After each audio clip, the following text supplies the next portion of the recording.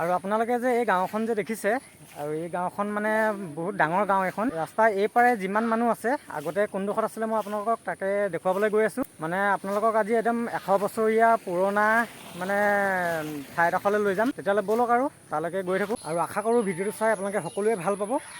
তেতিয়াহ'লে ভিডিঅ'টো চাই থাকিব আৰু। নমস্কাৰ বন্ধুসকল, কি খবৰ? আশা কৰোঁ আপোনালোকৰ সকলোৰে ভাল আৰু আমিও পূৰা ভালে আছোঁ। আৰু আজি এটা নতুন ব্লগৰ সৈতে আপোনালোকৰ সকলোকে স্বাগতম জনাইছোঁ। আমি যোৱাকালি আহিছিলোঁ আৰু আজি মানে আকৌ ঘৰলৈ যাবগৈ লাগিব। মোৰো যিহেতু কাম আছে আৰু টাইটেল আৰু থাম্বনেইল চাই আপোনালোকে গম পাইছে আজি ভিডিঅ'টো কিহৰ ওপৰত হ'বলৈ গৈ আছে।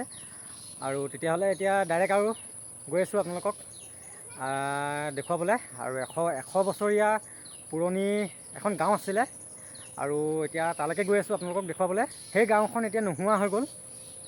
আৰু তেতিয়াহ'লে ইয়াত আৰুনো কি কৈ থাকিম, আপোনালোকক ডাইৰেক্ট এতিয়া তালৈকে গৈ পিনে আপোনালোকক দেখুৱাই আছোঁ আৰু কথাবিলাক কৈ আছোঁ। তেতিয়াহ'লে ব'লক আমি ভিডিঅ'টো আৰম্ভ কৰোঁ। আৰু আপোনালোকে যে এই গাঁওখন যে দেখিছে আৰু এই গাঁওখন মানে বহুত ডাঙৰ গাঁও এখন। ৰাস্তা এইপাৰে যিমান মানুহ আছে আগতে কোনডোখৰত আছিলে মই আপোনালোকক তাকে দেখুৱাবলৈ গৈ আছোঁ। মানে আপোনালোকক আজি একদম 100 বছৰীয়া পুৰণা মানে ঠাই এডোখৰলৈ লৈ যাম। তেতিয়াহ'লে ব'লক আৰু তালৈকে গৈ থাকোঁ। আৰু এতিয়া এই নাওখনতে যাব লাগিব। এতিয়া ধুনীয়াকৈ নাৱত বহি ল'লোঁ। এতিয়া আৰু গৈ থাকোঁ। আৰু এইপিনে মই চিনাকি কৰাই দিছোঁ, এয়া মোৰ মানুহজনী ভাগৰ খুৰাই হয়। এতিয়া মই এয়া খুৰাৰ লগতে গৈ আছোঁ। আৰু আপোনালোকে দিহিংমুখৰ গাঁৱৰ যিখিনি ঘৰ দেখিছে সেই ঘৰখিনি আগতে আজিৰ পৰা প্ৰায় 100 বছৰমান আগৰ কথা কৈছোঁ মই। সেই ঘৰখিনি আগতে ক'তনো আছিলে সেইডোখৰ জেগাত এতিয়া বৰ্তমান গৈ আছোঁ আপোনালোকক দেখুৱাবলৈ। আগতে মানে গাঁওখন কোনডোখৰত আছিলে সেইখিনি দেখুৱাম। 50-60 বছৰমান হৈছে ৰাস্তা এইটো পাৰে বনালে ঘৰখিনি। গাঁওখন আগতে মানে ইয়াতে আছিলে। এয়া হৈছে দিহিং নৈ। দিহিং নৈখন বহুত বেছি ডাঙৰ বহল দেখিছেনে আপোনালোকে? আৰু পানী মানে পূৰা স্পীডত বাঢ়ি আছে। আৰু এইখিনি হৈছে মানে আপোনাৰ খেতি কৰে, ইয়াত চব্জি খেতি কৰে। আৰু এইখিনি হৈছে আমাৰ মমাহঁতৰ। আৰু অলপ আগলৈ আছে মোৰ মানুহজনী ভাগৰ বৰ্তায়েকৰ মাটি অলপ আগলৈ আছে। আৰু আগতে মানে গাঁওখন দিহিংমুখৰ গাঁওখন এইডোখৰতে মানে বহুত ডাঙৰ এখন গাঁও আছিলে। আৰু মানে নৈখন আগতে এটা একদম সৰু নলা লেখীয়া আছিলে। তেতিয়া এটা আপোনাৰ গাঁও এখন আছিলে মানে। আৰু কি হ'ল, যেতিয়া নৈ মানে গৰা খহাই আহিলে তেতিয়া মানে ঘৰে সৈতে মাটি বাৰী গোটেইখিনি খহাই লৈ গ'ল। আৰু তেতিয়াই মানে মানুহ কিঘৰ মানে ৰাস্তা মথাউৰি ইটো পাৰে গৈ পিনে বনালে। আৰু আগতে মানে এইডোখৰত এটা মথাউৰি আছিলে, যিহেতু নৈ কাষে থাকে মথাউৰি। এতিয়া যিটো মথাউৰি আপোনালোকে সেইটো দেখিছে, সেইটো মথাউৰি আজিৰ পৰা প্ৰায় 42 বছৰমান হ'ল। সেই মথাউৰিটো এতিয়া যিটো আপোনালোকক দেখুৱালোঁ সেই মথাউৰিটো 42 বছৰমান হ'ল বনোৱা। আৰু আগতে ইয়াত এটা মথাউৰি আছিলে, সেই মথাউৰিটো গৰা খহাই লৈ গ'ল নৈয়ে। এই মথাউৰিটো যেতিয়া নৈৰ কাষত যিটো মথাউৰি আছিলে সেই মথাউৰিটো খহাই দিয়াৰ পিছত সেই মথাউৰিটো মানে বনোৱা হৈছিলে। দিহিং নৈখন আগতে একদম সৰু এটা নলা আছিলে। আৰু মমাহঁতি কোৱা মতে আৰু আগতে মানুহবিলাকে যেতিয়া এই চাপৰিলৈ যায়, চাপৰিৰ পৰা আকৌ এই পাৰলৈ যেতিয়া আহে তেতিয়া মানে কি জাপ মাৰি পাৰ হয় বুলি কৈছিলে।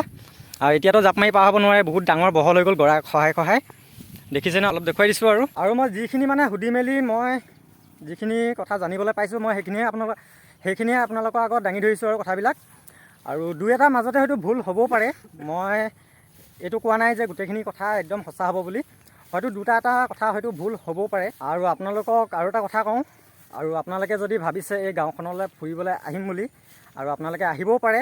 ইয়াৰ মানে মানুহখিনি বহুত মৰমীয়াল হয়। ইয়াৰ মানুহখিনি বহুত বেছি মৰম কৰে। মানুহ ইয়াত আলহী আহিলে মানে দূৰৰ পৰা যদি আহে আৰু আপোনালোকেও আহিব পাৰে। আৰু ইয়াত মানে কি সকলো জাতি ইয়াত একলগ হৈ মিলি মেলি আছে ইয়াত। আৰু আপোনালোকেও আহিব। গাঁওখন পৰিৱেশটো বহুত এটা ভাল, বহুত এটা ধুনীয়া। আৰু আপোনালোকৰ কাৰণে সৰুকৈ এটা ভিডিঅ' বনাবলৈ চেষ্টা কৰিলোঁ।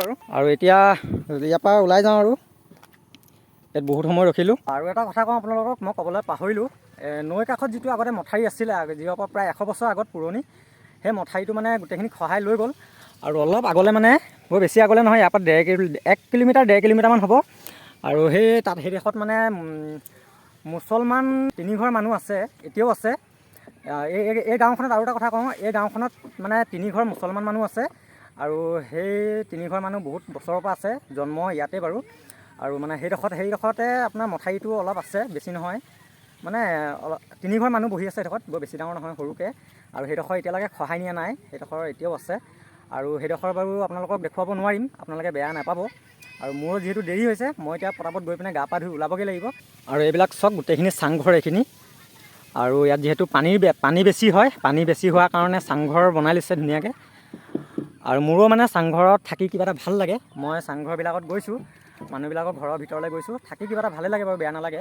আৰু ইয়াত যিমান মিচিং সম্প্ৰদায়ৰ মানুহবিলাক আছে, সকলো ঘৰবিলাকে চাংঘৰ। আৰু আপোনালোকে এইটো যিটো পিটনি দেখিছে, এই পিটনিটো মানে যেতিয়া এই মথাউৰিটো যেতিয়া আপোনালোকৰ মানে বনাইছিলে, নুনীয়া মাটি এই পিটনিটো খান্দি পিনে মথাউৰিটো বনাইছিলে। আৰু এই নাওখন হৈছে আমাৰ মামা ভাগৰ নাওখন লৈ গৈছিলোঁ ইটোৰ পাৰে এতিয়া। আৰু এই বঠাডাল এতিয়া মামাক দি থৈ আহোঁগৈ, মামাৰ ঘৰৰ পৰা যিহেতু আনিছিলোঁ। এয়া হৈছে মামাহঁতৰ ঘৰ। এতিয়া বাঁহডাল দিওঁ আৰু ময়ো যাওঁ পটাপট গা পা ধুওঁগৈ। আৰু মোৰ আইতা আৰু ককা আৰু আমাৰ মাজত নাই, আৰু তেওঁলোক য'তে আছে তেওঁলোকৰ আত্মা শান্তি লাভ কৰক, মই তাৰে ভগৱানৰ আগত প্ৰাৰ্থনা জনাইছোঁ। মোৰ ককা মানে কংগ্ৰেছ দলৰ এজন মানে মেম্বাৰ আছিলে, আৰু মানে তেওঁ মানে ৰাইজৰ কাম কৰিছিলে, সেইটো কাৰণে এই মথাউৰিটো তেওঁ মানে চেংচং কৰাই দিছিলে। আৰু হৃদয়াশ্বৰ শইকীয়া ছাৰ ডাঙৰীয়া, তেওঁ চাগে অসমৰ মুখ্যমন্ত্ৰী আছিলে, আৰু তেওঁ আমাৰ মাজত এতিয়া নাই। আৰু তেওঁৰ আত্মাও শান্তি লাভ কৰক, মই তাকে ভগৱানৰ আগত প্ৰাৰ্থনা জনাওঁ। তেওঁ য'তে আছে তেওঁ আত্মাও শান্তি লাভ কৰক। আৰু মানে তেখেতে হৃদয়াশ্বৰ ছাৰ ডাঙৰীয়া তেখেতে মানে আগতে মোৰ ককা ঘৰলৈ আহিছিলে। ককা যিহেতু মেম্বাৰ আছিলে, সেইটো কাৰণে ইয়ালৈ আহিছিলে, আৰু মোক ককা ঘৰতে আহিছিলে। তেতিয়া মানে মথাউৰিটো চেংচং কৰাইছিলে বুলি কৈছে আৰু মামাক সুধোতে। তেতিয়াহ'লে আজিলৈ ভিডিঅ'টো ইমানেই আছিলে। সৰু এটা ভিডিঅ' আপোনালোকৰ আগত আগবঢ়াবলৈ চেষ্টা কৰিলোঁ। আৰু ভিডিঅ'টো চাই কেনেকুৱা পালে কমেণ্ট এটা কৰিবলৈ নাপাহৰিব। আৰু নতুন এটা ভিডিঅ'ৰ সৈতে আকৌ লগ পাই আছোঁ। জয় আই অসম।